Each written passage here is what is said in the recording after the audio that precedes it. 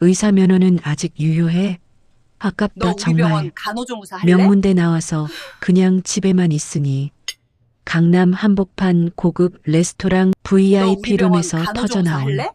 그 한마디는 제 삶의 자존감을 단칼에 베어버린 칼날이었습니다. 하지만 그들은 몰랐습니다. 제가 집에 돌아와 울면서 모든 걸 털어놓던 그날 밤, 시어머니의 눈빛이 어떻게 변했는지를. 저는 42살 이수진입니다. 평범한 가정주부이자 중소기업 부장인 남편과 함께 서울 외곽 28평 아파트에서 살고 있는, 어디서나 볼 수 있는 그런 사람이었습니다. 그리고 15년 만에 받은 의대 동창회 초대장은 제 인생에서 가장 치욕스러운 밤의 시작이 될 줄 몰랐습니다. 초대장은 어느 평범한 화요일 오후 우편함에 조용히 놓여 있었습니다. 고급스러운 크림색 봉투를 열어보니 금박으로 인쇄된 초대장이 나왔고, 그 순간 가슴이 철렁 내려앉았습니다. 의대 91학번 동창회 15년 만에 재회를 기다립니다. 손이 떨렸습니다. 아니, 떨렸다기보다는 초대장을 쥔 손끝이 차갑게 식어가는 느낌이었습니다. 15년이나 됐구나. 그동안 저는 무엇을 했을까? 결혼하고 아이 둘 낳고 살림하고, 그게 전부였습니다. 반면 그들은 분명 병원을 개원했거나 대학병원에서 교수로 있거나 아니면 최소한 전문의로 성공한 삶을 살고 있겠죠. 거실로 들어서니 시어머니께서 소파에 앉아 뉴스를 보고 계셨습니다. 환갑을 넘기신 시어머니는 평소 검소하고 조용한 분이셨고, 저와 남편에게 간섭하는 일이 거의 없으셨습니다. 수진아, 그게 뭐야? 얼굴이 안 좋네. 시어머니의 목소리는 따뜻했지만 저는 초대장을 뒤로 숨기며 애써 웃었습니다. 아, 그냥 광고 전단지요, 어머님. 거짓말이었습니다. 시어머니는 제 표정을 자세히 살피셨지만 더 이상 묻지 않으셨고, 저는 방으로 들어가 문을 닫았습니다. 침대에 털썩 앉아 다시 초대장을 펼쳐봤습니다. 일시, 이번 주 토요일 오후 7시. 장소, 강남 르메르디앙 레스토랑 VIP룸 르메르디앙이라니. 그곳은 제가 가본 적도 없는, TV에서나 보던 그런 곳이었습니다. 뭘 입고 가지? 명품 하나 없는데. 차는? 10년 된 중형 세단. 몰고 가면, 아니, 택시를 타야 하나? 머릿속이 복잡해졌고 가슴속 깊은 곳에서 무언가 조여오는 느낌이 들었습니다. 차라리 안 가는 게 나을까? 하지만 안 가면 더 큰 소문이 날 것 같았습니다. 이수진 완전히 망해서 나오지도 못한대. 그런 소리를 들을 게 뻔했습니다. 그날 저녁 남편이 퇴근하고 저는 조심스럽게 물었습니다. 여보, 이번 주 토요일에 동창회가 있는데 괜찮을까? 남편은 피곤한 얼굴로 고개를 끄덕였습니다. 당연하지. 오랜만에 친구들 만나는 거잖아. 가서 즐겁게 놀다 와. 남편은 제 불안을 눈치채지 못했습니다. 아니, 어쩌면 눈치챘지만 괜찮다고 생각했을 수도 있습니다. 그래, 그냥 가자. 얼굴만 비추고 오면 되잖아. 스스로를 다독이며 저는 옷장을 열었습니다. 옷장 안에는 백화점 세일 코너에서 산 블라우스들, 몇 년 전 남편 회식 때 입었던 원피스, 가리고 색이 바랜 재킷들이 전부였습니다. 한참을 고민하다가 가장 무난해 보이는 베이지색 블라우스와 검은색 슬랙스를 꺼냈습니다. 거울 앞에 서서 옷을 입어봤지만 뭔가 부족했습니다. 액세서리라도. 서랍을 뒤져 시어머니께서 몇 년 전 선물해 주신 작은 진주 목걸이를 찾아 걸쳤습니다. 거울 속 제 모습은 그럭저럭 괜찮아 보였지만 동시에 너무 평범했습니다. 이 정도면 괜찮겠지? 스스로에게 되뇌었지만 확신은 들지 않았습니다.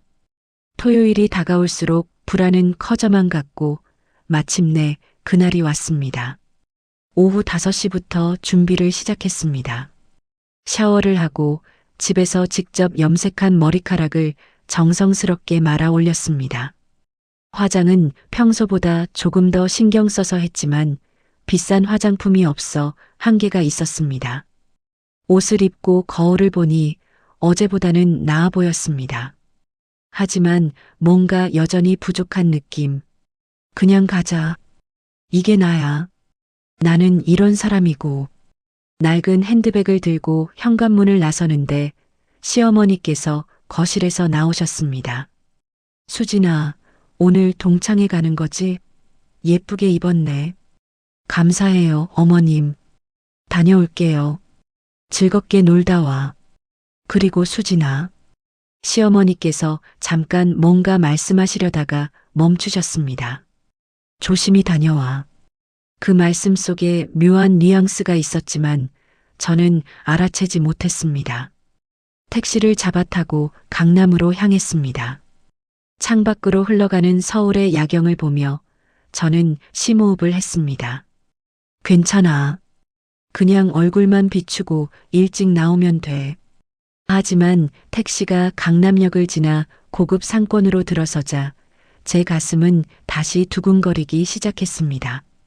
반짝이는 명품 매장들, 고급 수입차들, 화려하게 차려입은 사람들. 이곳은 제가 사는 세계가 아니었습니다. 오후 5시 정각, 택시는 르메르디앙 호텔 앞에 멈춰섰습니다. 요금을 지불하며 손이 떨렸고 차에서 내리자 차가운 저녁 공기가 얼굴을 스쳤습니다. 호텔 입구에는 도어맨이 서 있었고 로비로 들어서자 거대한 샹들리에가 눈부시게 빛나고 있었습니다. 대리석 바닥에 제 구두 소리가 쨍그랑 울렸고 저는 순간 이곳에 어울리지 않는다는 생각이 들어 걸음이 무거워졌습니다. 안내 데스크에서 조심스럽게 물었습니다. 저기 의대 동창회가 어디서 열리나요? 직원이 친절하게 미소 지으며 2층 VIP 룸을 안내해 줬습니다. 엘리베이터를 타고 2층에 도착하니 복도 끝에 VIP 룸 3라는 표지판이 보였습니다. 문 앞에 섰습니다. 안에서는 이미 웃음소리와 대화소리가 들려왔습니다. 손잡이를 잡았지만 한동안 문을 열 수 없었습니다.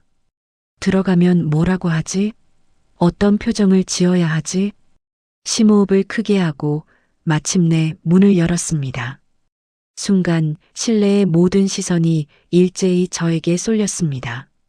어머, 수진이다. 오랜만이야. 몇몇 동창이 반갑게 인사했지만 그들의 눈빛은 제 옷차림을 훑어보고 있었습니다. 저는 어색하게 웃으며 손을 흔들었고 테이블 구석진 자리로 조용히 걸어갔습니다. 그때였습니다. 문이 활짝 열리며 최서연이 등장했습니다. 샤넬 트위드 재킷, 에르메스 백, 그리고 선글라스를 낀 채 마치 패션쇼 런웨이를 걷듯 당당하게 걸어 들어오는 그녀를 보며 실내 분위기가 완전히 바뀌었습니다. 애들아, 주인공 왔다. 최서연의 목소리는 자신감으로 가득했고 동창들은 환호성을 질렀습니다. 그녀는 천천히 테이블을 돌며 한 명 한 명 포옹을 나눴고 마침내 제 앞에 섰습니다. 그 순간 그녀의 눈빛이 미묘하게 변했습니다. 어머, 수진아. 오랜만이야. 근데 의사 면허는 아직 유효해? 순간 테이블이 조용해졌습니다. 아깝다, 정말. 명문대 나와서 그냥 집에만 있으니. 그 말과 함께 터져나온 어색한 웃음소리가 귀를 때렸고 저는 입술을 깨물었습니다. 시작이군. 이제 시작인 거야. 수진아, 우리 병원에서 간호조무사 자리 하나 있는데 할래? 급여는 적지만 친구니까. 그 말이 떨어지는 순간 저는 제 존재가 바닥으로 곤두박질 치는 느낌을 받았습니다. 첫 번째 동창회가 끝나고 이틀이 지났습니다.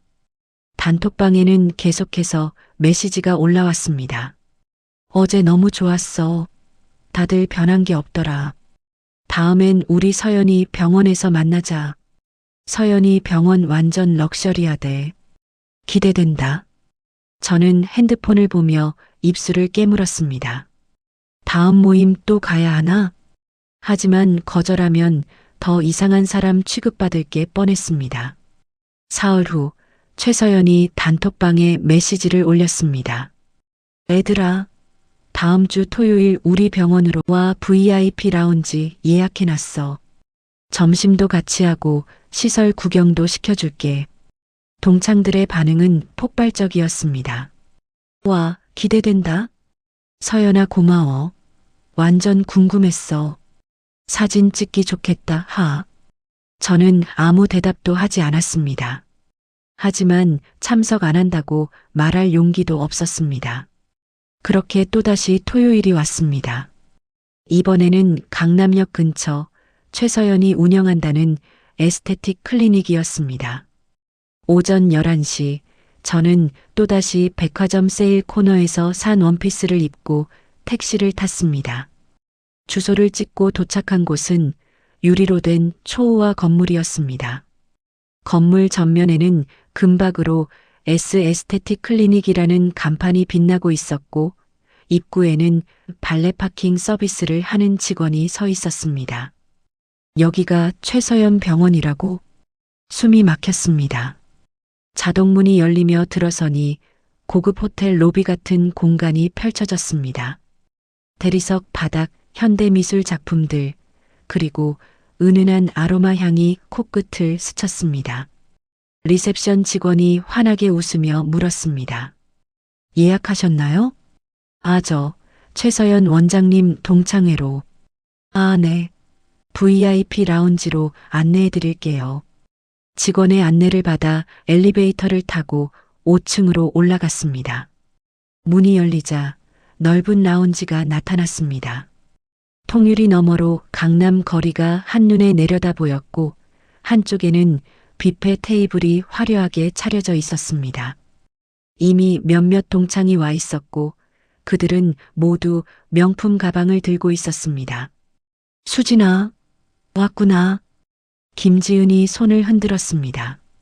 그녀는 루이비통 백을 테이블 위에 올려놓으며 자리를 권했습니다.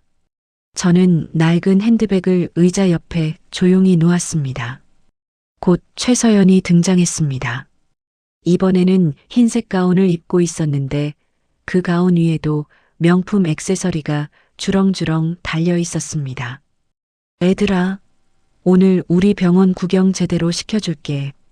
나 이 병원 만드는데 얼마나 공들였는지 몰라. 최서연은 자랑스럽게 웃으며 병원 곳곳을 안내했습니다. 최신 레이저 장비, VIP 전용 수술실, 그리고 호텔식 회복실까지.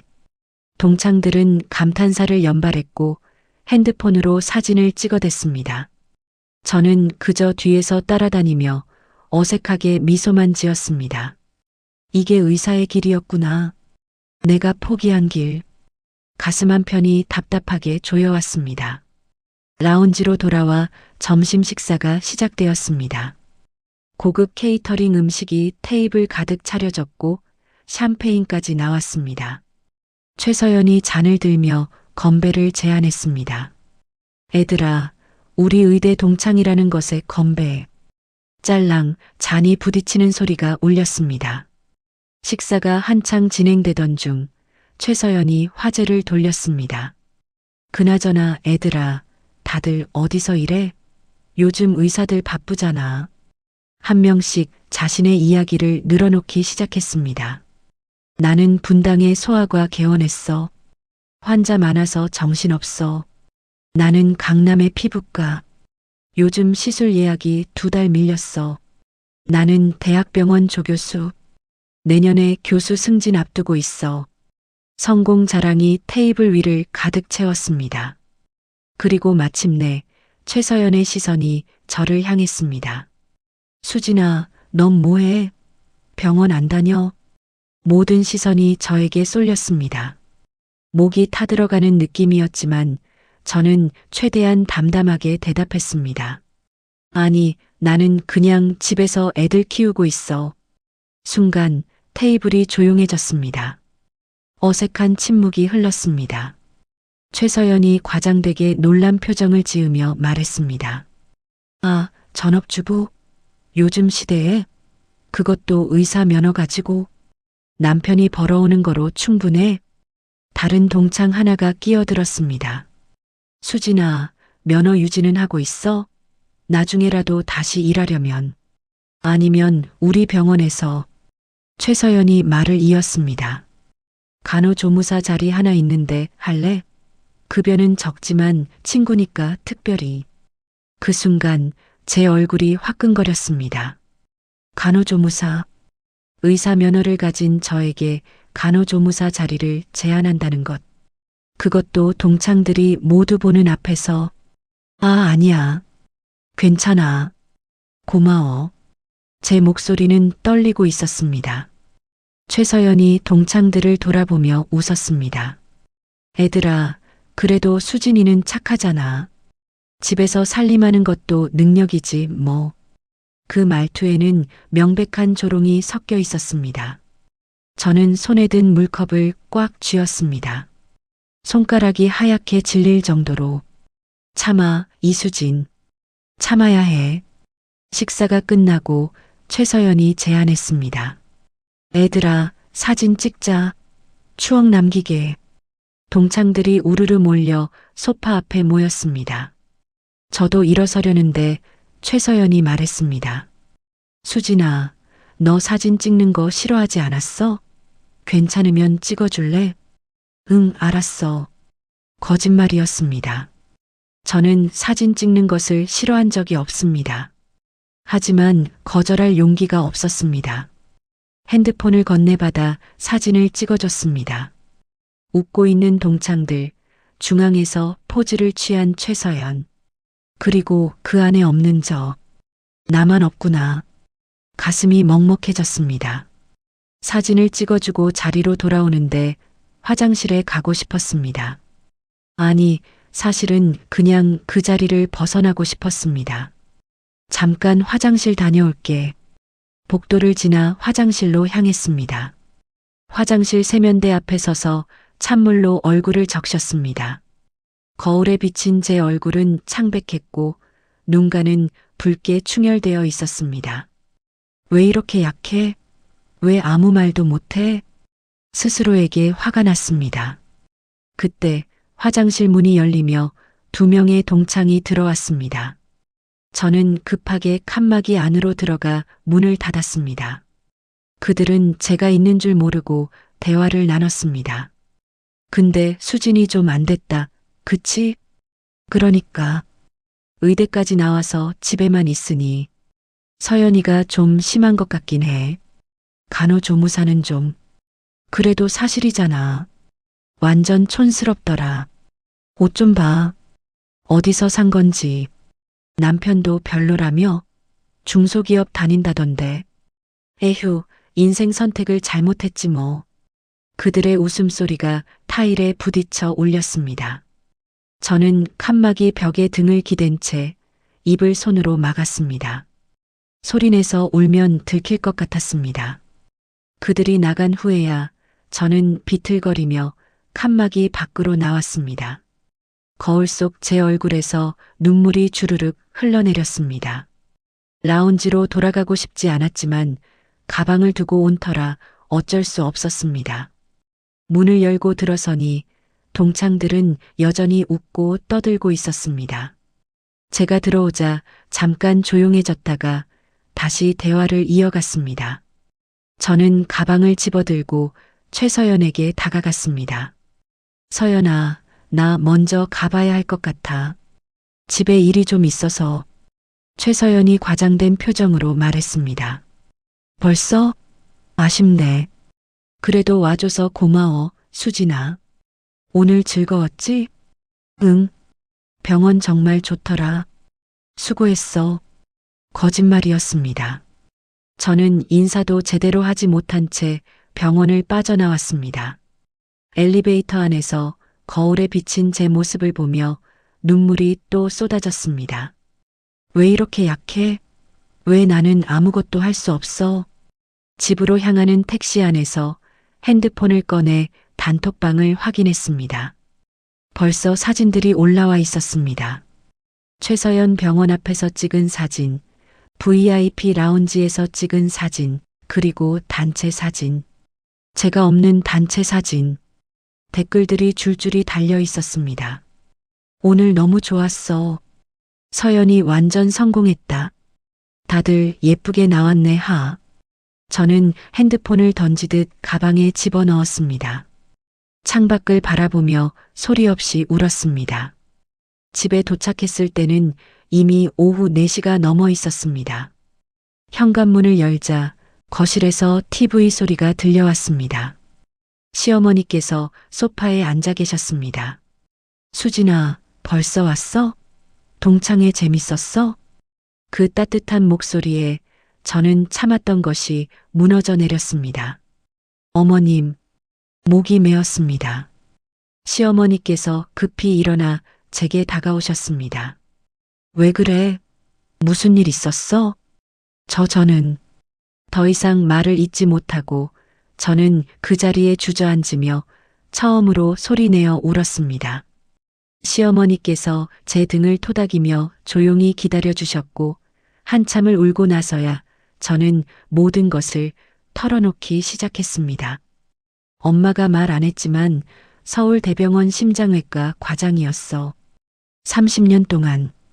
그 말을 들은 순간 저는 시어머니를 처음 보는 것처럼 느꼈습니다. 거실 소파에 앉아 한참을 울고 나니 시어머니께서 조용히 물으셨습니다. 수진아, 이제 엄마한테 말해봐. 누가 널 이렇게 힘들게 했어? 저는 떨리는 목소리로 모든 것을 털어놓기 시작했습니다. 첫 번째 동창회에서 최서연이 던진 말, 간호조무사 자리 제안, 제가 없는 단체 사진, 화장실에서 엿들은 험담까지. 말을 하면 할수록 눈물이 멈추지 않았고 시어머니는 제 손을 꽉 잡고 조용히 들어주셨습니다. 그 친구 이름이 뭐라고? 최서연이요. 강남에서 성형외과 하는데 에스테틱 클리닉이래요. 시어머니의 눈빛이 미묘하게 변했습니다. 무언가를 계산하는 듯한 차갑고 날카로운 눈빛이었습니다. 에스테틱 클리닉 알았어. 시어머니께서 거실 탁자 위에 있던 수첩을 꺼내 병원 이름을 적으셨습니다. 에스테틱 클리닉. 최서연. 그 글씨체는 평소보다 단호하고 강했습니다. 어머님 괜찮아요. 그냥 제가 참으면 돼요. 다음부터 안 가면 되잖아요. 시어머니께서 고개를 저으셨습니다. 참는 게 아니야, 수진아. 내가 잘못한 게 없는데 왜 참아야 해? 하지만은 없어. 누가 우리 며느리를 그렇게 대했는데 엄마가 가만히 있을 수 없지. 시어머니의 목소리에는 제가 한 번도 들어본 적 없는 단호함이 담겨 있었습니다. 그날 저녁 남편이 퇴근한 후 저는 일찍 방으로 들어갔습니다. 침대에 누워 천장을 바라보는데 거실에서 시어머니께서 전화를 거시는 소리가 희미하게 들렸습니다. 평소 거의 전화를 하지 않으시는 분인데 목소리 톤이 평소와 달랐습니다. 여보세요, 박 이사장님. 저 강명희입니다. 오래간만이죠. 박 이사장님? 저는 귀를 기울였습니다. 갑자기 전화드려서 죄송합니다. 한 가지 알아봐 주실 게 있는데요. 강남에 에스테틱 클리닉이라고 있습니다. 최서연이라는 원장이 운영하는 곳인데 시어머니의 목소리는 낮았지만 명확했습니다. 네, 그 병원 좀 알아봐 주시겠어요? 식약처 쪽으로 네, 급하지는 않습니다.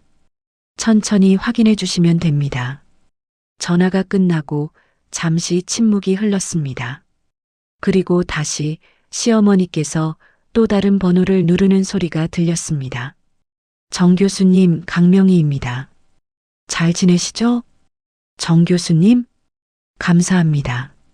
교수님, 제가 여쭤볼 게 있는데 요즘 강남 쪽 성형외과들 불법 시술 문제가 좀 있다고 들었거든요. 특히 에스테틱. 시어머니의 전화는 밤 11시가 넘어서까지 이어졌습니다. 저는 누워서 들으며 점점 혼란스러워졌습니다. 시어머니께서 대체 누구신 거지? 다음 날 아침 식탁에 앉아 아침을 먹는데 시어머니께서 말씀하셨습니다.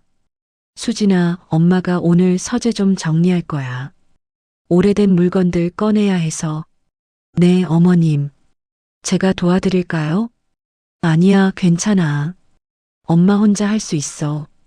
남편이 출근하고 저는 설거지를 하는데 시어머니께서 서재로 들어가셨습니다. 평소 거의 사용하지 않으시던 공간이었습니다. 1시간쯤 지났을까 서재에서 나오신 시어머니의 손에는 낡은 가죽 가방이 들려 있었습니다. 의료용 가방처럼 보이는 오래되었지만 관리가 잘 된 가방이었습니다. 수진아, 잠깐 앉아봐. 엄마가 할 이야기가 있어. 저는 소파에 앉았고 시어머니께서 제 맞은편에 앉으셨습니다. 가방을 테이블 위에 조심스럽게 놓으시며 시어머니께서 천천히 입을 여셨습니다. 수진아, 엄마가 그동안 말 안 했던 게 있어. 네. 사실 엄마는 서울대병원 심장외과 과장이었어. 30년 동안. 순간 세상이 멈춘 것 같았습니다. 서울대병원 심장외과요? 응.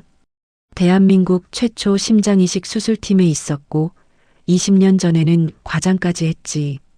시어머니께서 가방을 열었습니다. 안에는 오래된 명함들, 상장들, 그리고 낡은 사진들이 가득 들어 있었습니다. 사진 한 장을 꺼내 제게 보여주셨습니다. 수술복을 입고 수술실에 서 있는 젊은 여성. 그 사람이 시어머니였습니다. 이게 어머님이세요? 응. 40대 때 사진이야. 그때가 가장 바쁠 때였지. 명함도 꺼내 보여주셨습니다. 서울대학교병원 흉부외과 과장 강명희. 금박으로 인쇄된 명함은 세월의 때가 묻었지만 여전히 권위가 느껴졌습니다. 엄마가 은퇴한 건 10년 전이야. 환갑되던 해에 그만뒀지. 그럼 왜 지금까지 말씀을 안 하신 거예요? 시어머니께서 부드럽게 웃으셨습니다. 그냥 조용히 살고 싶었거든. 병원에서 30년 하면서 너무 많은 걸 봤어. 권력 싸움, 정치질, 그런 게 지겨워서 그만뒀어. 평범하게, 검소하게 사는 게 좋더라고. 큰 집 필요 없고, 명품 필요 없고, 가족이랑 조용히 지내는 게 제일이지. 저는 믿을 수 없었습니다. 항상 검소한 옷을 입으시고 작은 아파트에서 조용히 사시던 시어머니께서 그런 분이셨다니. 그런데 말이야, 수진아. 시어머니의 눈빛이 다시 차갑게 변했습니다. 우리 며느리를 건드리면 이야기가 달라져. 엄마가 가만히 있을 수 없어. 어머님, 그 친구 최서연이라고 했지? 어젯밤에 몇 군데 알아봤어. 시어머니께서 수첩을 펼쳤습니다. 거기에는 빼곡하게 메모가 적혀 있었습니다. 식약처에 있는 엄마 후배, 의료계 감사하는 교수님, 그리고 보건복지부 국장님. 다들 엄마가 과장 시절 같이 일했던 사람들이야. 모두 최서연 병원 알아보기로 했어. 불법 시술 있는지, 과잉 진료 있는지, 무면허 의료행위 있는지. 저는 입이 떡 벌어졌습니다. 어머님, 그렇게까지 하실 필요 있어. 이건 복수가 아니야, 수진아. 잘못된 걸 바로잡는 거지. 시어머니께서 제 손을 잡으셨습니다. 의사라는 게 말이야, 사람 살리는 일이잖아. 근데 만약 그 친구가 돈 때문에 환자들한테 불법 시술하고 있다면 그건 막아야 하는 거야. 그리고 무엇보다 시어머니의 눈빛이 따뜻해졌습니다. 우리 며느리를 그렇게 무시하고 모욕한 건 엄마가 용서 못해. 그날 오후 저는 거실에서 멍하니 앉아 있었습니다. 시어머니는 다시 서재에 들어가 컴퓨터 앞에 앉으셨고 무언가를 열심히 검색하고 계셨습니다. 이게 현실인가? 모든 게 꿈 같았습니다. 평생 평범한 주부로만 살아온 줄 알았던 시어머니께서 사실은 의료계의 거물이셨다니. 그리고 그 힘을 저를 위해 사용하신다니. 저녁 무렵 시어머니께서 서재에서 나오시며 말씀하셨습니다. 수진아, 다음 동창회 언제야?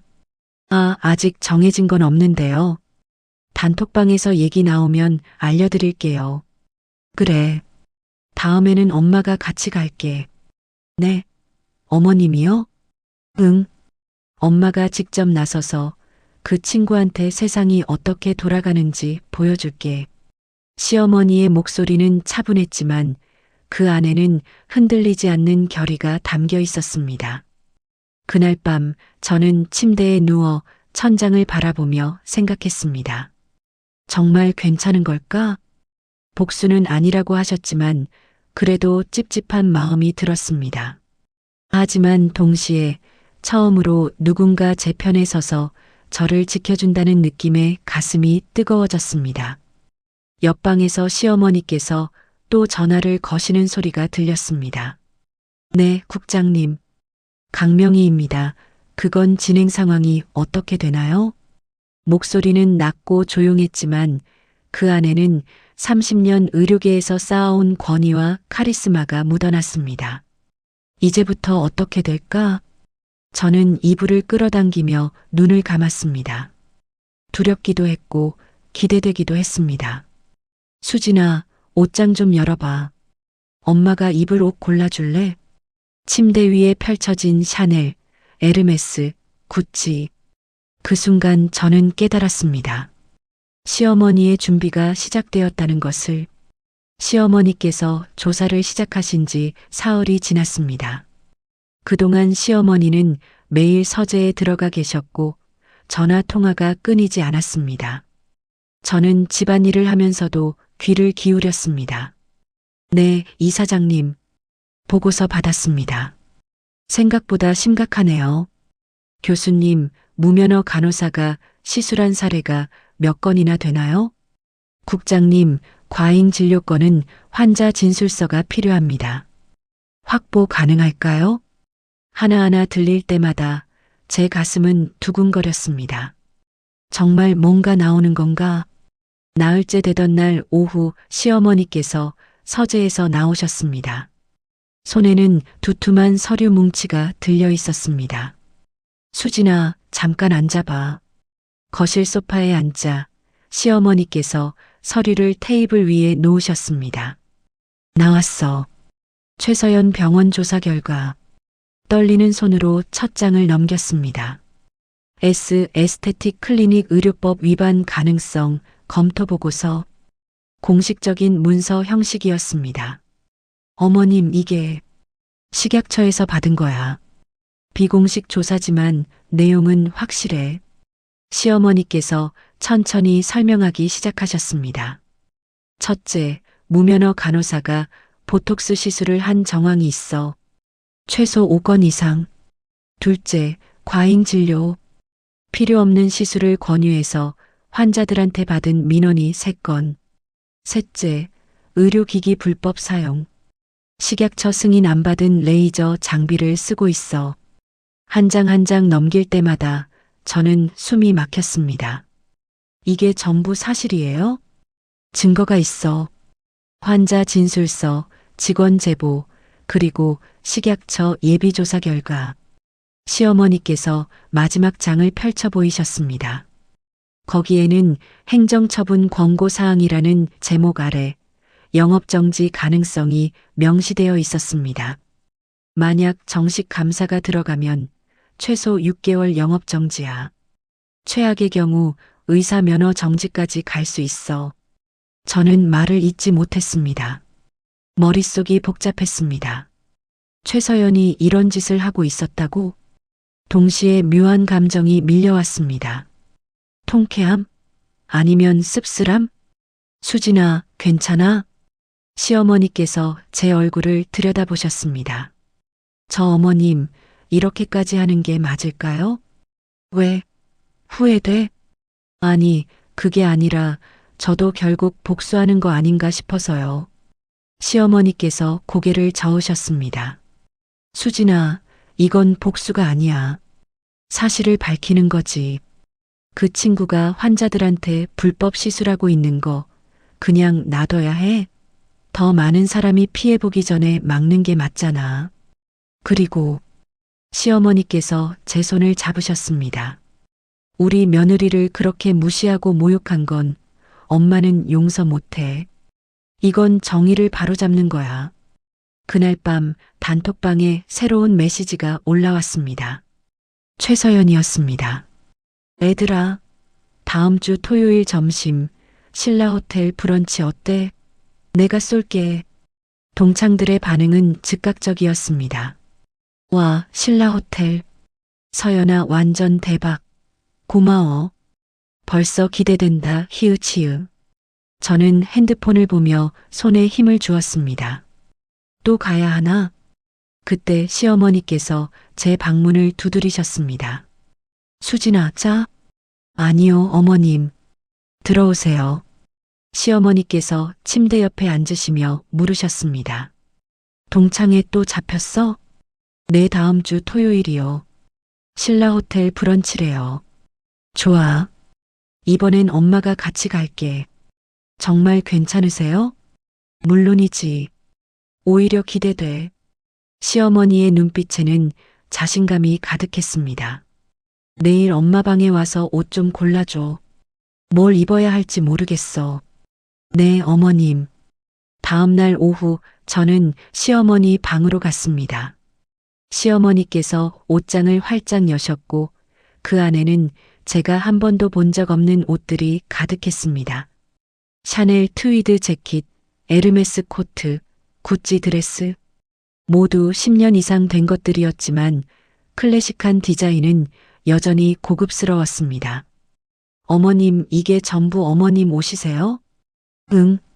병원 다닐 때 입던 거야. 회의할 때, 학회 갈 때 입었지. 시어머니께서 샤넬 재킷 하나를 꺼내셨습니다. 이거 어때? 너무 오래된 거 아니야? 아니요, 완전 예뻐요. 클래식하고 우아해요. 그래, 그럼 이걸로 할까?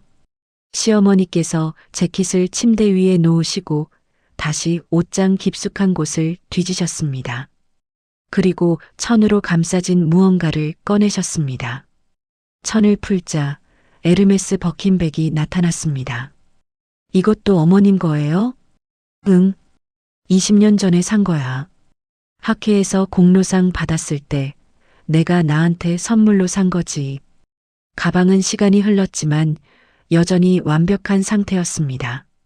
수진아, 너도 뭐 입을 거 골라봐. 저요? 아니에요, 어머님. 저는 괜찮아요. 괜찮긴. 우리 며느리도 예쁘게 입어야지.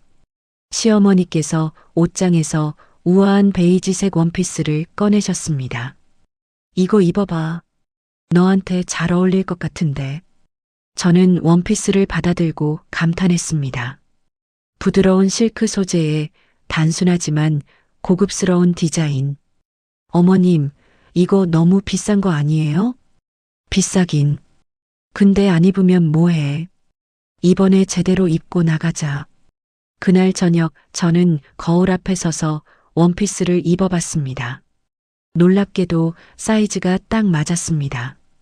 거울 속 제 모습은 달랐습니다. 평소의 초라한 모습이 아니라 우아하고 품격 있는 여성이 서 있었습니다. 이게 나? 문득 자신감이 생겼습니다. 시어머니께서 방문을 두드리며 들어오셨습니다. 어머, 수진아. 완전 잘 어울린다. 정말요? 응. 원래 우리 며느리가 이렇게 예쁜 거였어. 그동안 숨기고 산 거지. 시어머니께서 제 어깨에 손을 얹으셨습니다. 수진아, 다음 주 토요일. 당당하게 가자. 엄마가 옆에 있을 거야. 네, 어머님. 그날 밤 저는 침대에 누워 천장을 바라봤습니다. 두렵기도 했지만 동시에 기대되기도 했습니다. 드디어 뭔가 바뀌는 건가? 옆방에서 시어머니께서 마지막 전화를 거시는 소리가 들렸습니다. 네, 국장님. 다음 주 토요일 정오 신라 호텔입니다. 제가 직접 확인하고 연락드리겠습니다. 목소리는 차분했지만 그 안에는 흔들림 없는 결의가 담겨 있었습니다. 저는 이불을 끌어당기며 눈을 감았습니다. 이제 사흘 남았습니다. 사흘 후면 모든 것이 달라질 것입니다. 수진아, 의사 그만둔 거 후회해? 시어머니의 그 질문에 저는 처음으로 지난 15년을 돌아봤습니다. 신라 호텔 브런치까지 이틀 남은 수요일 오후였습니다. 저는 거실 소파에 앉아 핸드폰을 들여다보고 있었습니다. 단톡방에는 계속해서 메시지가 올라오고 있었습니다. 토요일 뭐 입고 갈까? 고민된다. 나 어제 백화점 가서 새 원피스 샀어, 하. 신라 호텔이면 격식 좀 갖춰야 하지 않을까? 그리고 최서연의 메시지. 애들아, 너무 부담 갖지 마. 편하게 와, 나 신용카드 한도 올렸으니까, 크크크. 댓글로 누군가 물었습니다. 수진이는 와? 요즘 통 소식이 없네. 최서연이 답했습니다. 수진이? 당연히 오겠지. 이런 좋은 자리 안 올 리가 없잖아. 집에만 있으니까 심심할 텐데. 그 문장을 읽는 순간 제 손이 떨렸습니다. 집에만 있으니까 심심할 텐데. 단순한 말처럼 보이지만 그 안에 담긴 조롱이 너무나 명확했습니다.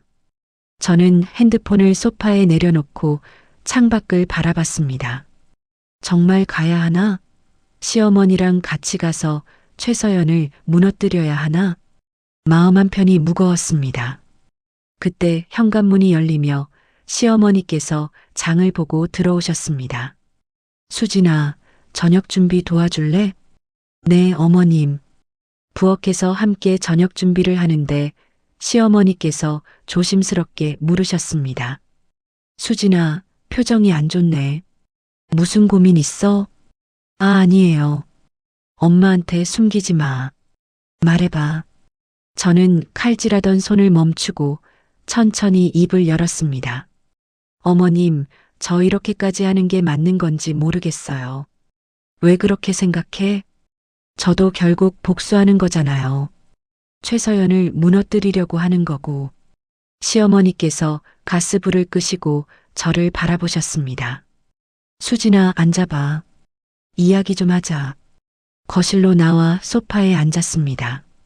시어머니께서 제 손을 잡으시며 물으셨습니다. 수진아, 의사 그만둔 거 후회해? 그 질문에 저는 할 말을 잃었습니다. 저는 솔직하게 말해봐. 엄마한테 깊게 숨을 들이쉬었습니다. 가끔요. 가끔 후회해요. 언제? 동창들 만날 때요. 그 사람들 성공한 이야기 들을 때 저는 뭐하고 산 건가 싶어요. 눈물이 핑 돌았습니다. 의대 졸업하고 인턴 1년 하고 그만뒀잖아요. 결혼하면서. 왜 그만뒀어? 시아버님이 많이 편찮으셨잖아요. 그때 어머님 혼자서 간병하시는 거 보면서 제가 도와드려야겠다고 생각했어요. 그리고 남편도 의사 생활하면 애들 키우기 힘들다고. 차라리 집에서 애들 잘 키우는 게 낫겠다고 해서. 시어머니의 눈빛이 흔들렸습니다. 수진아, 엄마 몰랐어. 내가 그래서 그만둔 줄. 괜찮아요, 어머님. 제 선택이었어요. 후회하지 않아요. 후회한다며 방금? 침묵이 흘렀습니다. 시어머니께서 천천히 말씀하셨습니다. 수진아, 엄마가 미안해. 내가 그렇게까지 희생한 줄 몰랐어. 아니에요, 어머님. 희생 아니에요. 희생이지. 내 꿈을 포기한 거잖아. 시어머니께서 제 두 손을 꽉 잡으셨습니다. 그런 너를 최서연이라는 친구가 무시하고 모욕했어. 간호조무사 자리 제안하고 집에만 있다고 비웃었어. 그게 얼마나 아팠겠어. 내가 포기한 그 길을 그 친구는 돈벌이 수단으로만 쓰면서 너를 무시했잖아. 그래서 엄마가 화가 난 거야. 이건 단순한 복수가 아니야. 시어머니의 목소리에 힘이 실렸습니다. 최서연은 환자들을 속이고 불법 시술하고 돈만 밝히는 거짓 의사야. 그런 사람이 진짜 의사였던 너를 무시할 자격이 없어. 엄마가 바로잡고 싶은 건 그 잘못된 현실이야. 알겠어? 저는 천천히 고개를 끄덕였습니다. 눈물이 볼을 타고 흘러내렸지만 이번에는 슬픔이 아니었습니다. 그래, 맞아. 마음속 무언가가 단단해지는 느낌이었습니다. 그날 밤 저는 오래된 상자를 꺼냈습니다. 침대 밑 깊숙이 넣어뒀던 15년 동안 한 번도 열어보지 않았던 상자. 뚜껑을 열자 의사 가운이 나왔습니다. 하얀 가운의 닥터, 이수진이라고 수놓아진 이름표. 가운을 꺼내 펼쳐보니 오래된 소독약 냄새가 희미하게 났습니다. 상자 안에는 인턴 시절 사진들도 있었습니다.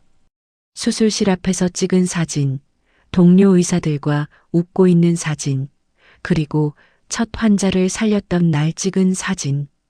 사진 속 저는 지금보다 훨씬 자신감 넘치고 빛나 보였습니다. 나 의사였구나.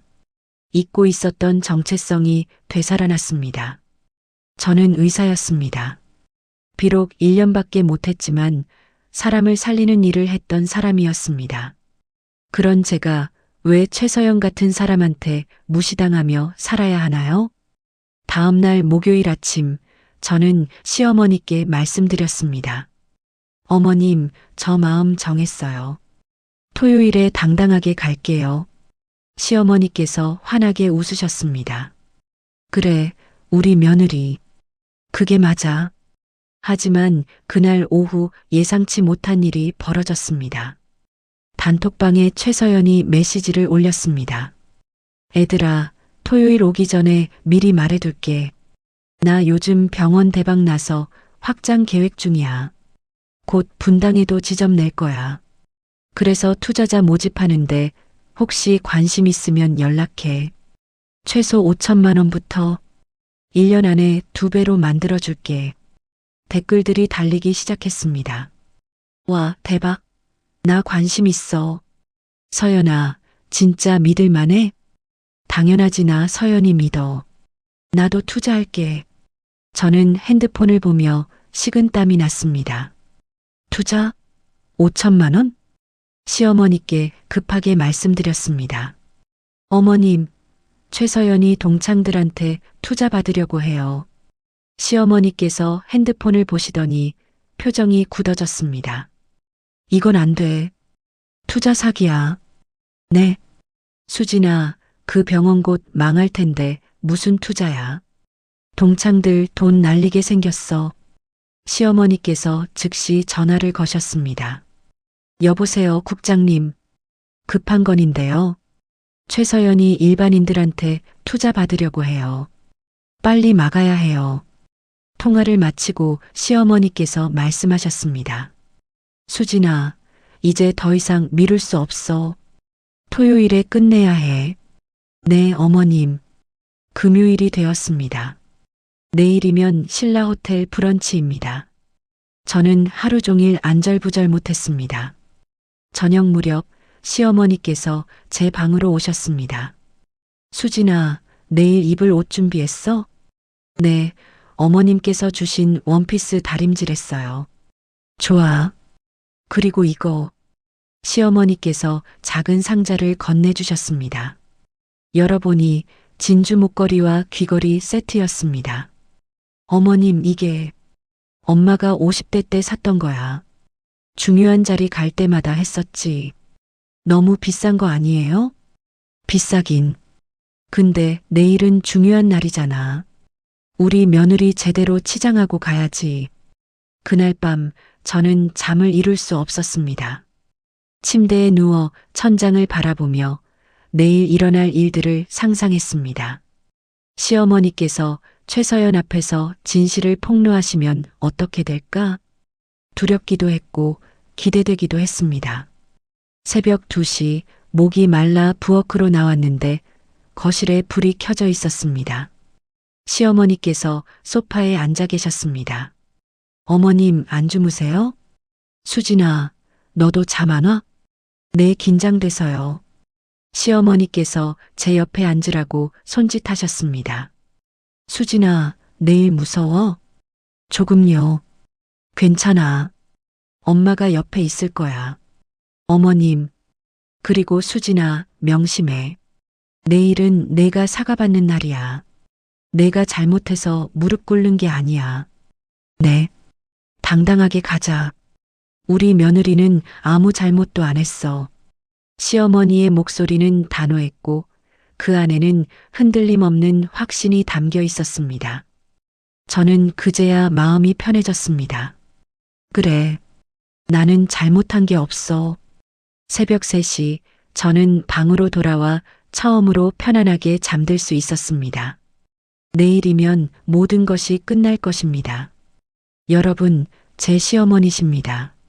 그냥 평범한 할머니세요.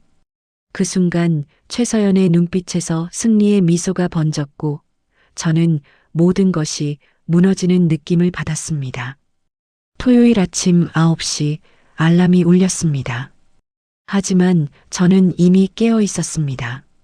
6시부터 뒤척이다가 결국 7시에 일어나 샤워를 했습니다. 거울 앞에 서서 천천히 화장을 했습니다. 손이 떨렸지만 최대한 정성스럽게 파운데이션을 바르고 립스틱을 발랐습니다. 시어머니께서 주신 원피스를 입었습니다. 부드러운 실크가 피부에 닿는 느낌이 낯설었지만 거울을 보니 제가 아닌 것 같았습니다. 이게 정말 나야? 마지막으로 진주 목걸이를 걸고 귀걸이를 했습니다.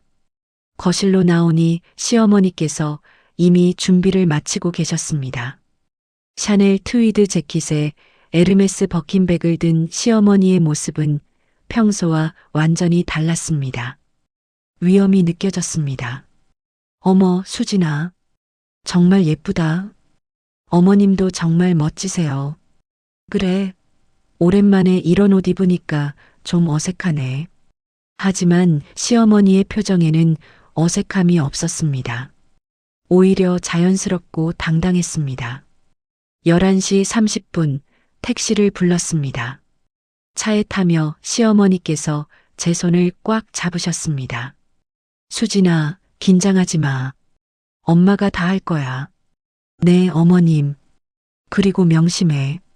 넌 아무 잘못도 없어. 당당하게 있으면 돼.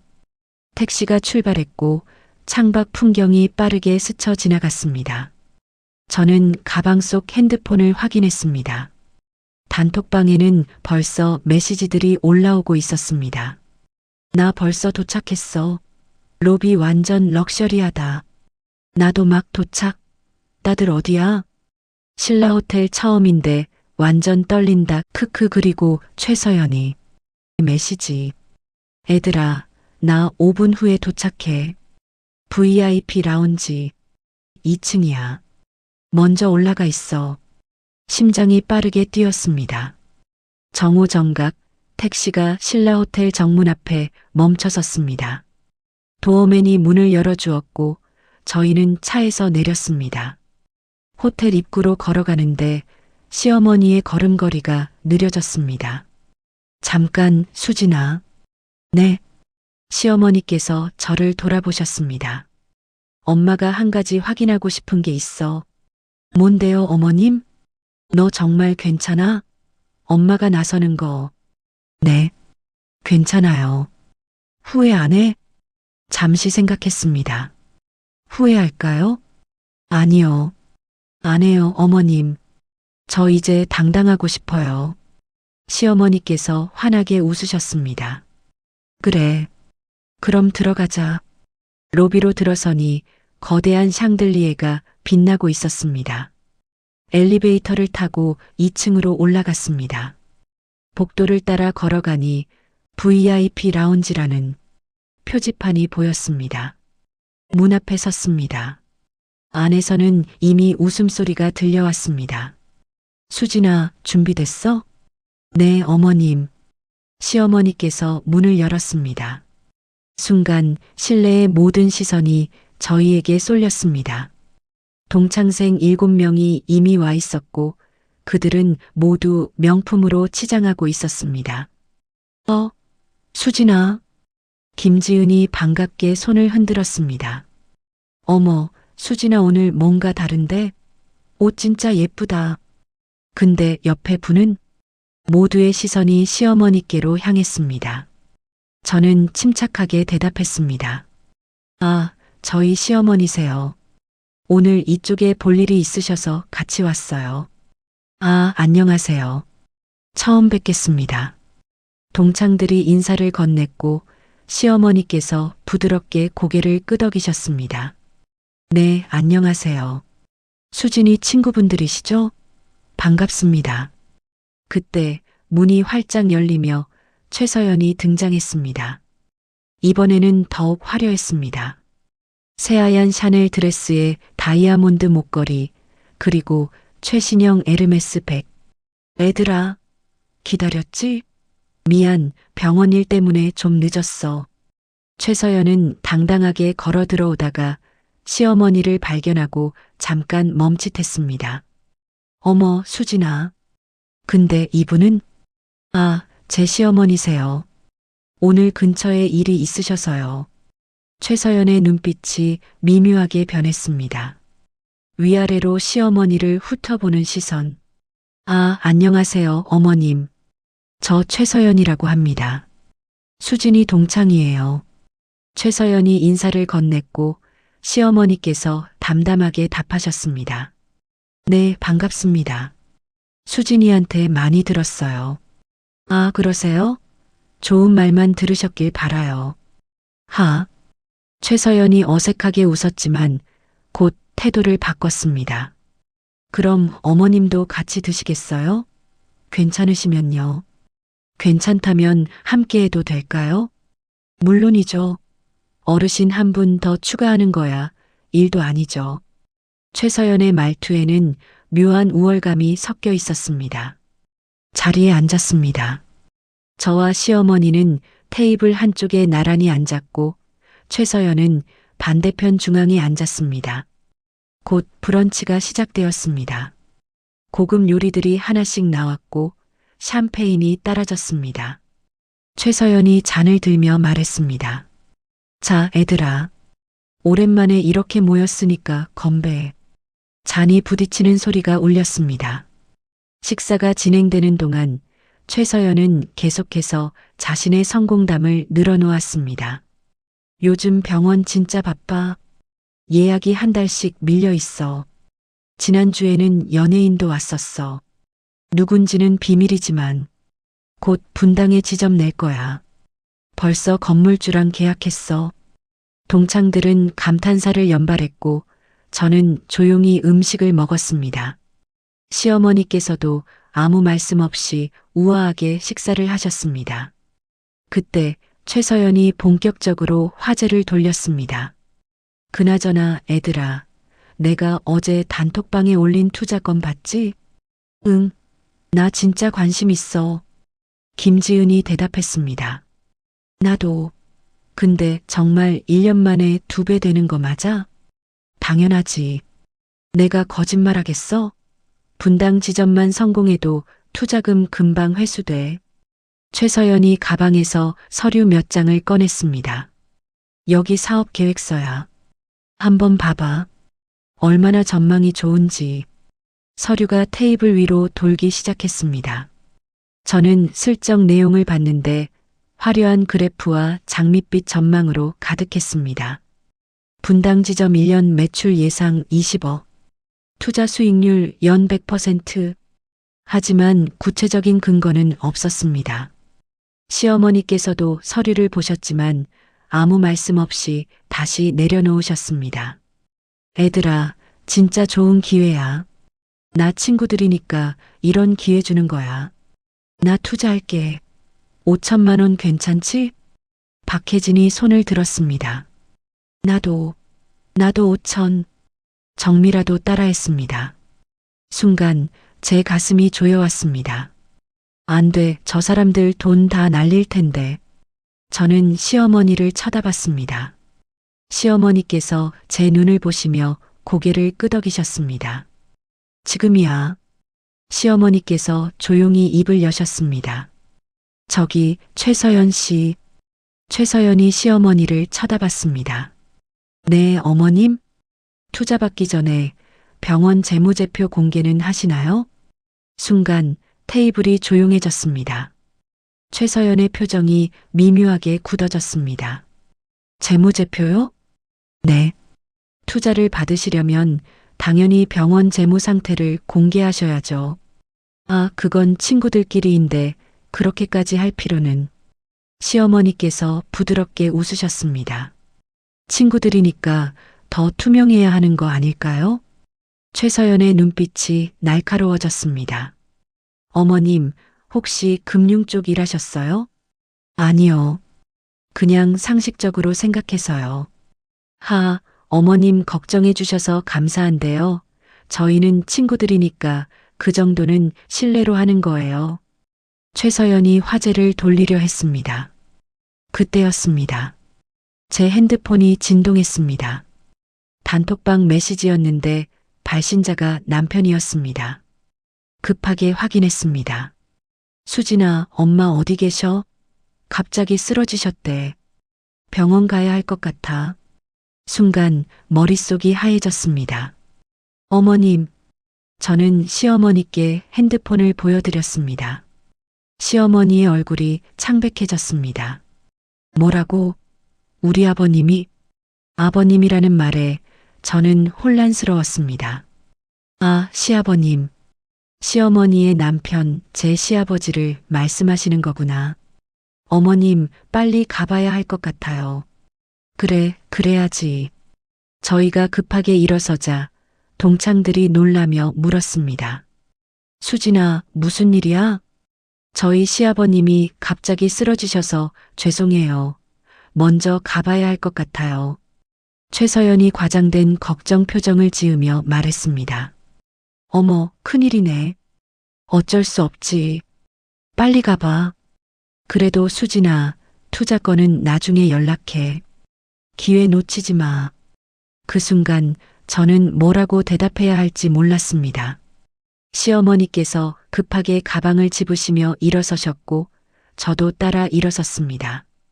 다들 죄송해요. 먼저 갈게요. 동창들이 어색하게 손을 흔들었고 저희는 급하게 VIP 라운지를 빠져나왔습니다. 엘리베이터 안에서 시어머니께서 한숨을 쉬셨습니다. 타이밍이. 어머님 괜찮으세요? 시아버님. 응. 먼저 병원 가봐야지.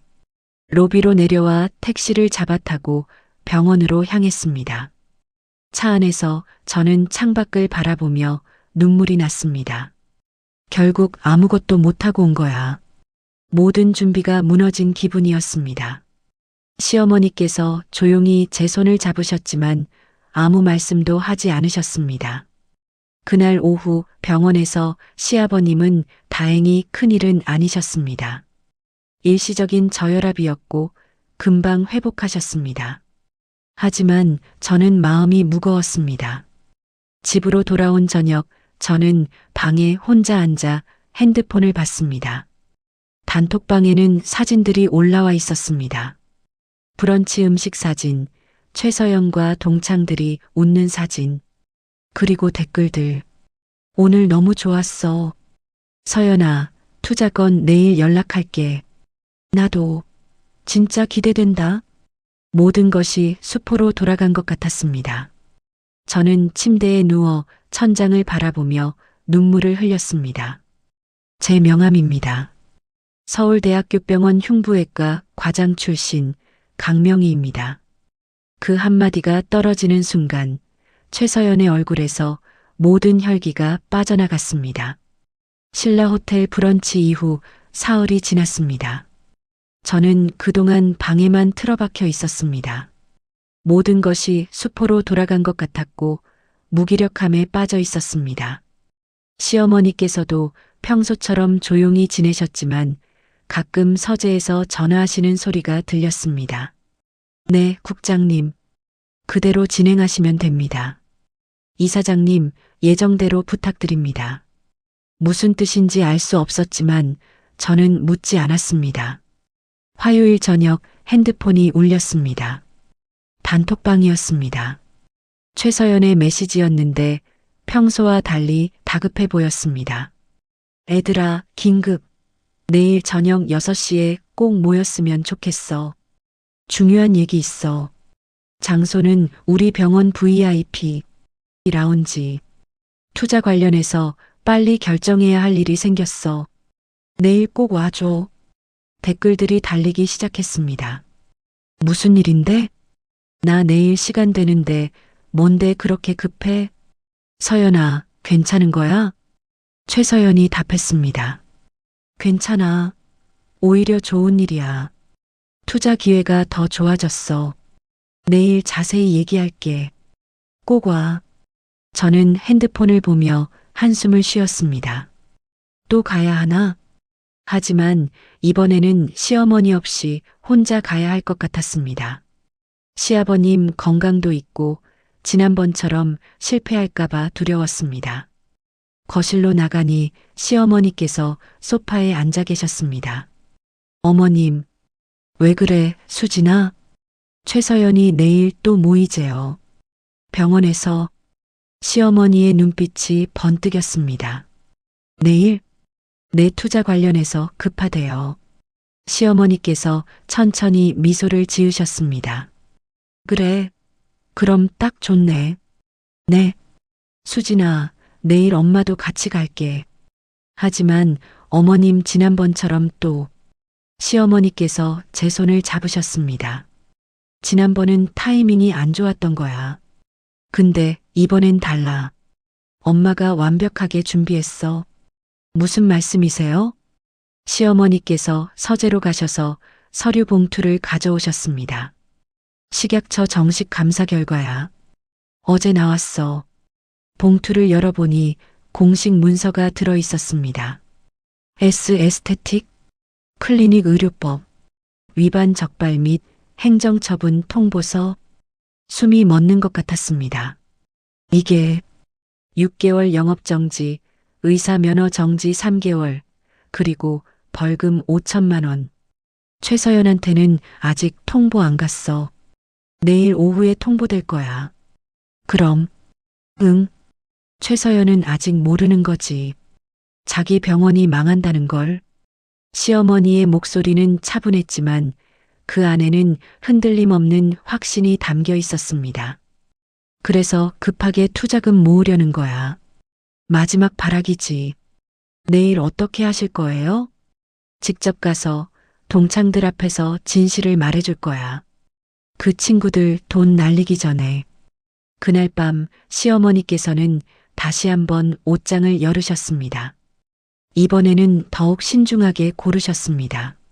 수진아, 내일은 진짜 중요한 날이야. 제대로 준비하자. 검은색 샤넬 수트를 꺼내시고 다이아몬드 브로치를 다셨습니다. 그리고 낡은 의료 가방을 꺼내셨습니다. 이거 엄마가 서울 대병원 다닐 때 쓰던 거야. 30년 된 가방이지. 가방 안에는 명함들, 상장들, 그리고 또 다른 서류들이 들어 있었습니다. 내일 이걸 다 보여줄 거야.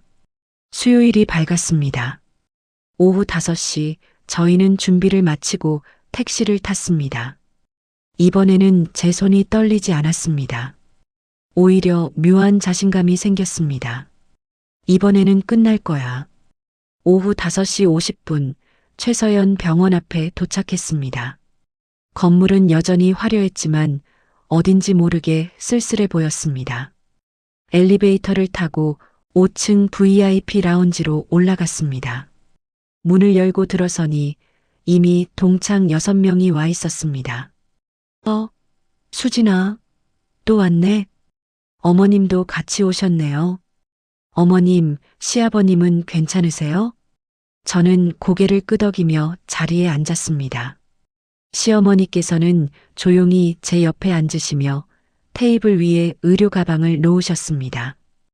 그 낡은 가죽 가방이 묘하게 존재감을 드러냈습니다. 곧 최서연이 들어왔습니다. 하지만 이번에는 평소와 달랐습니다.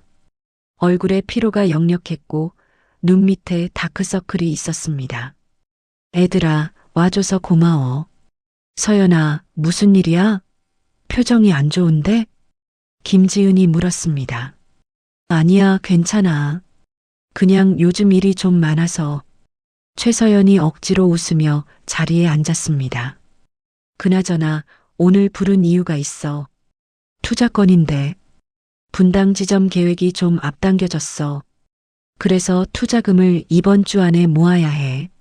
원래는 여유 있게 하려고 했는데 좋은 건물이 나와서 급하게 계약해야 하거든. 동창들이 웅성거렸습니다. 이번 주 안에? 그럼 너무 급한 거 아니야? 근데 기회를 놓치면 안 될 것 같아서. 최서연의 목소리에 초조함이 묻어났습니다. 그때 시어머니께서 조용히 입을 여셨습니다. 최서연 씨. 최서연이 시어머니를 쳐다봤습니다. 네, 어머님? 투자를 그렇게 급하게 받으시는 특별한 이유가 있으세요? 아, 그건 아까 말씀드린 것처럼 건물 때문이 아니라 혹시 병원 운영이 어려우신 건 아닌가요? 순간 테이블이 조용해졌습니다. 최서연의 얼굴이 굳어졌습니다. 무슨 말씀이세요? 시어머니께서 천천히 가방을 열으셨습니다. 그리고 명함 하나를 꺼내 테이블 위에 놓으셨습니다. 서울대학교병원 흉부외과 과장 강명희. 동창들의 눈이 커졌습니다. 제 명함입니다. 서울대학교병원 흉부외과 과장 출신 강명희입니다. 30년 동안 심장외과 의사로 일했고 10년 전에 은퇴했습니다. 최서연의 얼굴에서 혈기가 빠져나갔습니다. 지금도 의료계에 친구들이 많이 있습니다. 식약처 국장님, 보건복지부 이사관님, 그리고 의료계 감사를 담당하시는 교수님들. 시어머니께서 서류 봉투를 꺼내셨습니다. 그분들한테 부탁해서 최서연 씨 병원을 조사했습니다. 어머님, 그게 무슨... 최서연이 떨리는 목소리로 말했습니다. 시어머니께서 서류를 펼쳐 보이셨습니다. 무면허 간호사 시술 5건, 과잉 진료 3건, 불법 의료기기 사용 2건, 그리고 어제 식약처에서 정식 행정처분이 결정됐습니다. 영업정지 6개월, 의사면허 정지 3개월, 벌금 5천만 원. 동창들이 숨을 죽였습니다. 아, 아니에요. 그건... 최서연이 부들부들 떨며 부정했습니다. 오늘 오후 4시에 통보서가 발송됐습니다. 아마 지금쯤 병원에 도착했을 거예요. 시어머니의 목소리는 차갑고 정확했습니다. 확인해 보시겠어요? 최서연이 떨리는 손으로 핸드폰을 꺼냈습니다. 그리고 병원 직원에게 전화를 걸었습니다. 거기 나야 우편물 모은 거 없어? 공문서 같은 거. 전화 너머로 들리는 목소리. 최서연의 얼굴이 점점 더 하얗게 변했습니다. 뭐라고? 핸드폰을 떨어뜨릴 듯 쥐고 있던 최서연이 고개를 떨궜습니다. 그래서 급하게 투자금을 모으신 거죠? 영업정지 되기 전에 돈을 확보하려고. 시어머니께서 말씀을 이어가셨습니다. 친구분들한테 사기 치시려던 거예요. 사기라니요. 한 동창이 소리쳤습니다. 네. 망할 거 알면서 투자 받으면 사기죠. 김지은이 떨리는 목소리로 물었습니다. 서연아, 이게 정말이야? 최서연은 아무 대답도 하지 못했습니다. 고개를 숙인 채 손으로 얼굴을 가렸습니다. 시어머니께서 계속 말씀하셨습니다. 그리고 최서연 씨, 당신이 우리 며느리한테 한 짓도 용서 못합니다. 간호조무사 자리 제안하고 집에만 있다고 비웃고 공개적으로 무시했죠. 우리 며느리는 당신보다 훨씬 훌륭한 의사였어요.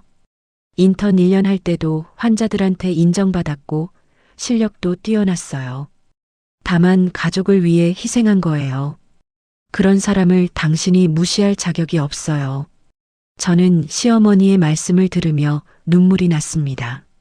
최서연 씨, 당신은 의사 면허를 돈벌이 수단으로만 썼어요.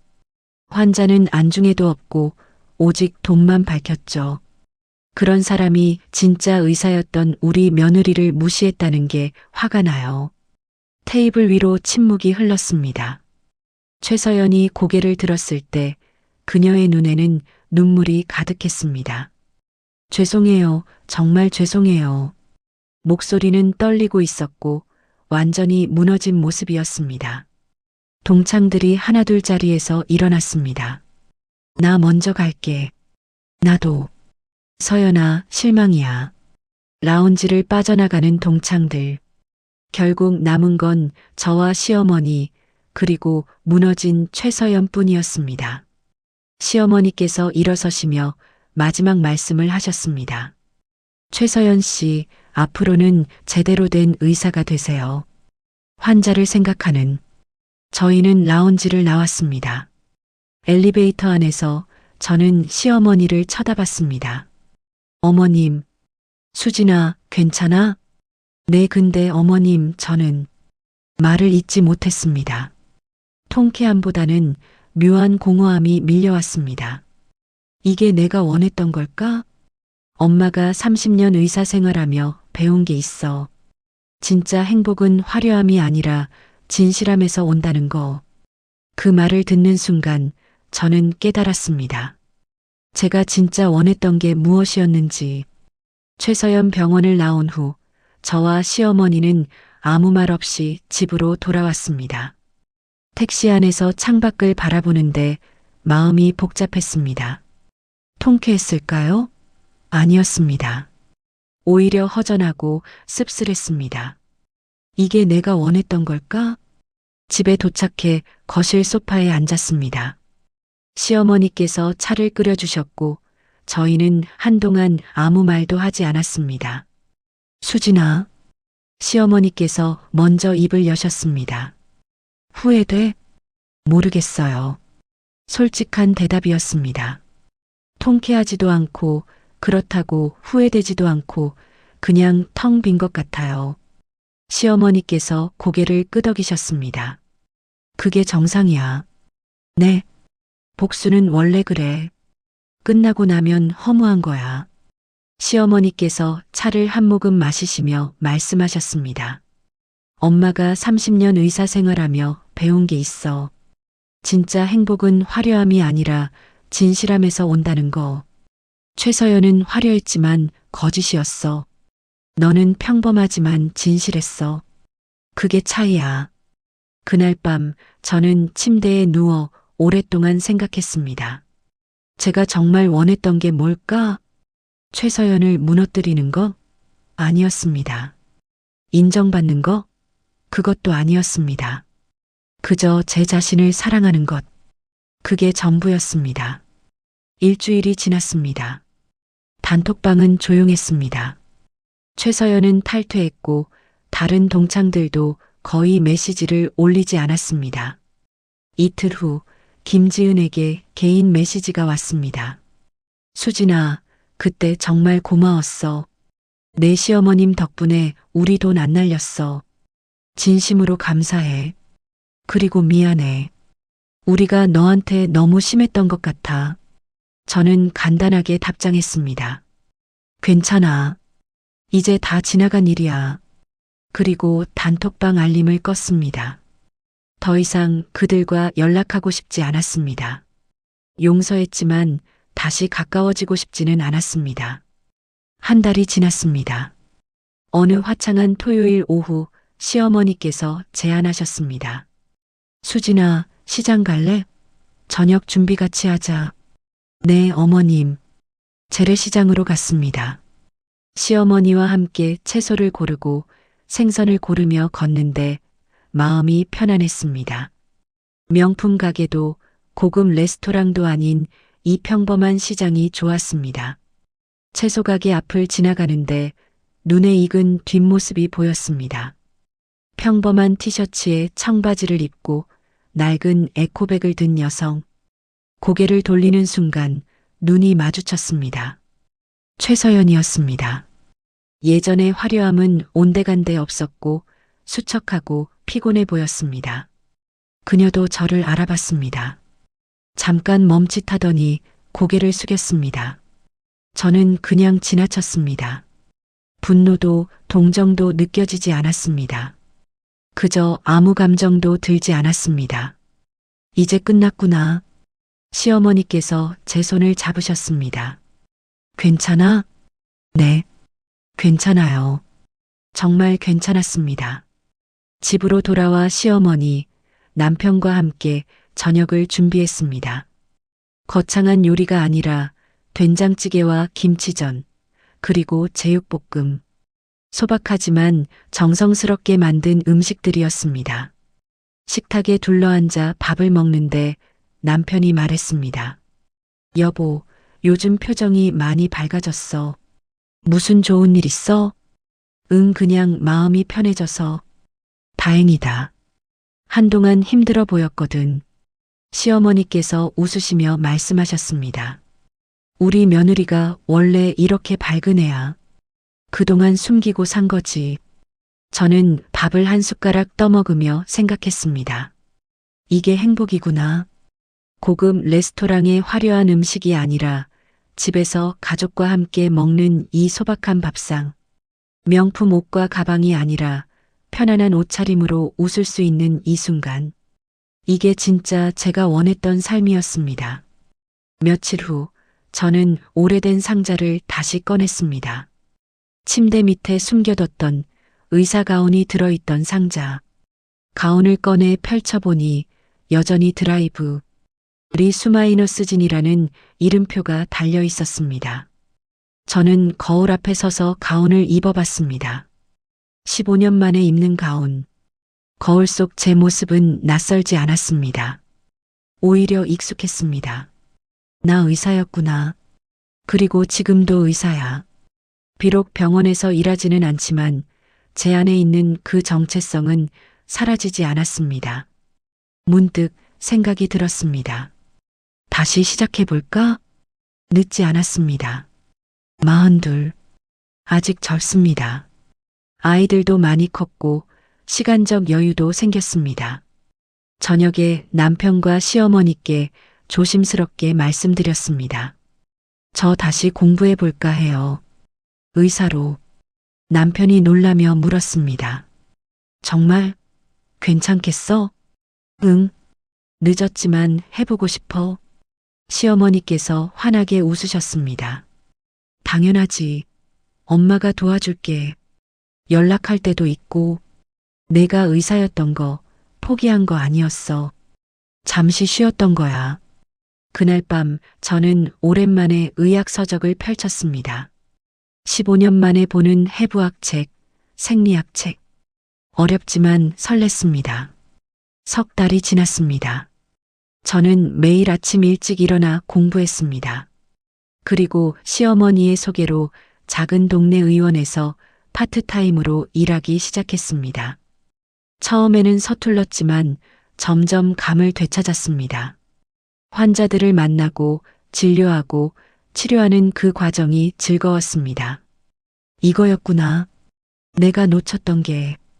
어느 날 오후 의원에서 진료를 마치고 집으로 돌아오는 길이었습니다. 버스 정류장에서 우연히 익숙한 모습을 봤습니다. 최서연이었습니다. 그녀도 버스를 기다리고 있었고 손에는 구직 신문이 들려 있었습니다. 저는 잠깐 망설이다가 다가갔습니다. 서연아. 그녀가 놀라며 고개를 돌렸습니다. 수진아. 잘 지내? 응, 그럭저럭. 어색한 침묵이 흘렀습니다. 나 정말 미안해. 그때 내가 너무 심했어. 최서연의 목소리는 작고 떨렸습니다. 괜찮아. 이제 다 지나간 일이야. 너는 어떻게 지내? 나 요즘 다시 일 시작했어. 동네 의원에서. 최서연의 눈이 커졌습니다. 정말? 다시 의사 시작한 거야? 응. 늦었지만. 부럽다. 나는 면허 정지 풀려도 다시 시작할 용기가 안 나. 저는 잠시 생각하다가 말했습니다. 서연아, 아직 늦지 않았어. 진짜 환자를 위한 의사가 되면 돼.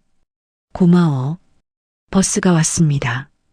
최서연이 먼저 탔고 저는 손을 흔들었습니다. 버스가 멀어지는 걸 보며 저는 묘한 평온함을 느꼈습니다. 용서했고 이제 정말 끝났습니다. 저녁 집으로 돌아오니 시어머니와 남편이 식탁을 준비하고 계셨습니다. 수진아, 오늘 진료 어땠어? 좋았어요. 환자분들이 고맙다고 하시더라고요. 그래, 우리 며느리 최고야.